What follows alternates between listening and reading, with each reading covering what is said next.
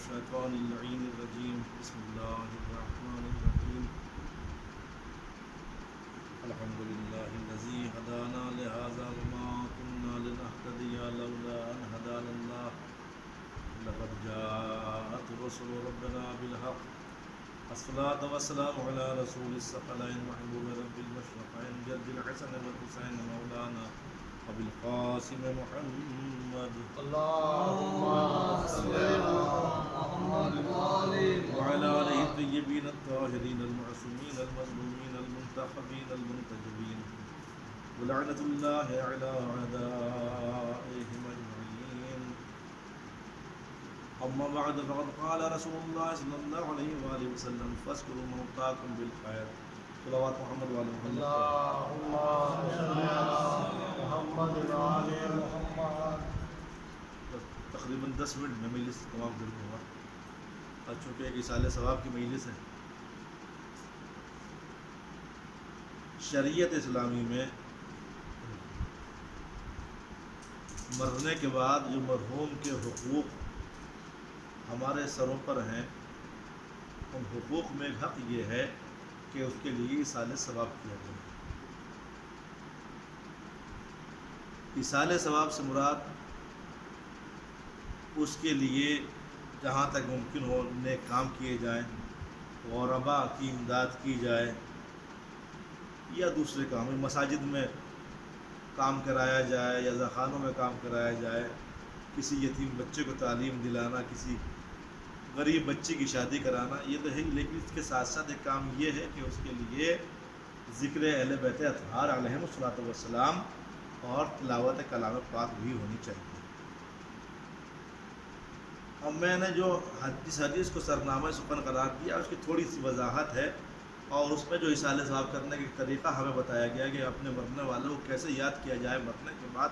وہ طریقہ رسول اکرم صلی اللہ علیہ وآلہ وسلم بیان فرماتے ہیں. آپ فرماتے ہیں اذکروا موتاکم بالخیر، یعنی یاد کرو اپنے مرنے والوں کو خیر کے ساتھ. یہ حدیث نبوی ہے. یاد کرو اپنے مرنے والوں کو خیر کے ساتھ. خیر کے معنی عام طور پر آپ اور ہم جو اگر ہم عربی ڈکشنری کا سہارا لیں تو خیر کے معنی نیکی، بھلائی، اچھائی. آپ جانتے ہیں فَمَن يَعْمَلْ مِثْقَالَ ذَرَّةٍ خَيْرًا يَرَهُ، یعنی اگر کوئی ذرہ برابر خیر کرے گا، نیکی کرے گا تو دیکھ لے گا. وہی لفظ خاتم النبی نے ارشاد فرمایا کہ فاذکروا موتاکم بالخیر، یاد کرو اپنے مرنے والوں کو خیر کے ساتھ. لیکن میں سمجھتا ہوں کہ یہاں پر خیر سے مراد نبی اکرم صلی اللہ علیہ وسلم نے کچھ اور لیا ہے. اگر فقط نیکی آپ لے رہے ہیں اس موقع پر تو اس حدیث میں کوئی فصاحت و بلاغت نہیں ہے. اگر فقط نیکی لے رہے ہیں، کیونکہ دنیا کی ہر قوم انتہائی بت پرست قومیں بھی اپنے مرنے والے کو اچھائی کے ساتھ یاد کرتی ہیں.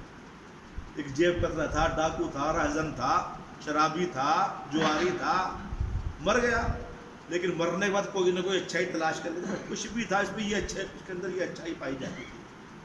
تو کیا اس سے مراد ہم یہی نیکی لیں گے؟ نہیں، بلکہ یہاں پر خیر سے مراد نبی اکرم صلی اللہ علیہ وسلم نے کچھ اور لیا. اب خیر کی تعریف میں آپ کی خدمت میں عرض کر دوں نبی اکرم نے کیا مراد لیا ہے. جس وقت خاتم النبیین صلی اللہ علیہ وآلہ وسلم دنیا میں تشریف لے کر کے آئے ہیں اور ایک عرصے کے بعد آپ نے ایک دعوت کا اہتمام کیا، اور اس دعوت کا نام دعوت ذو العشیرہ ہے. آپ سبھی جانتے ہیں، تاریخ آپ پڑھے ہوئے ہیں اور سنے ہوئے ہیں.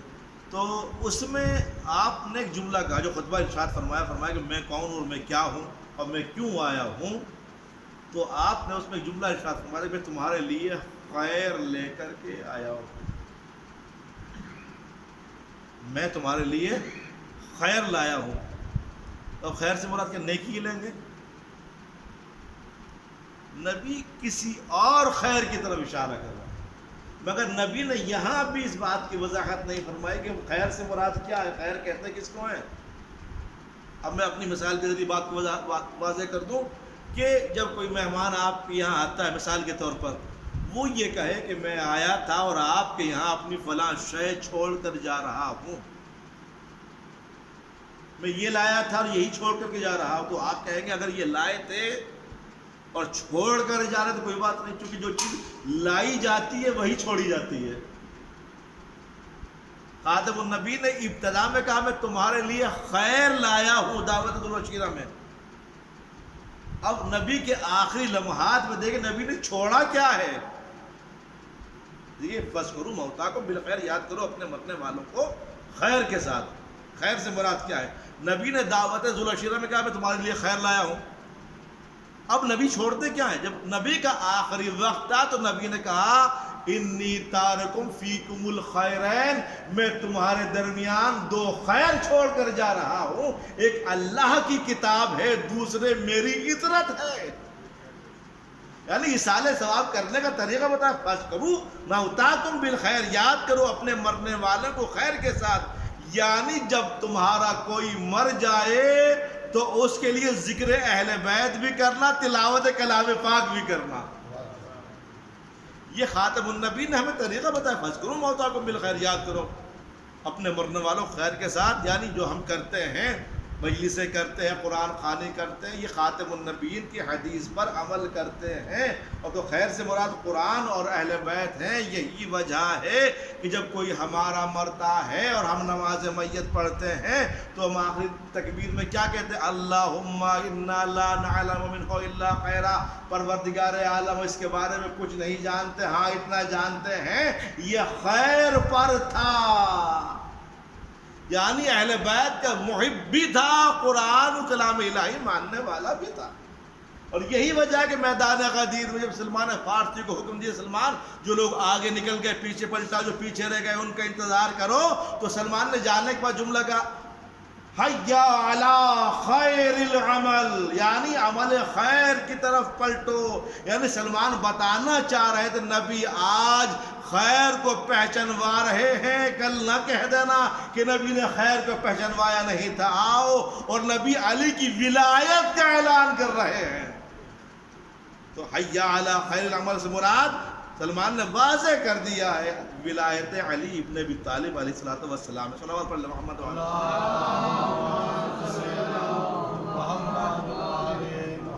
تو اس خیر کا دامن نہ چھوٹے، اگر اس خیر کا دامن چھوٹ گیا تو کچھ نہیں بچا۔ بس جانے کے علاوہ چونکہ ایک مومنہ کے اصالہ ثواب کی مجلس ہے، اور مجھے تاریخ کربلا کی ایک ایسی خاتون یاد آ رہی ہے کہ واقعاً جو انتہائی مظلوم خاتون تھی اور جس نے دین کی بقا کی خاطر اپنا سب کچھ قربان کیا۔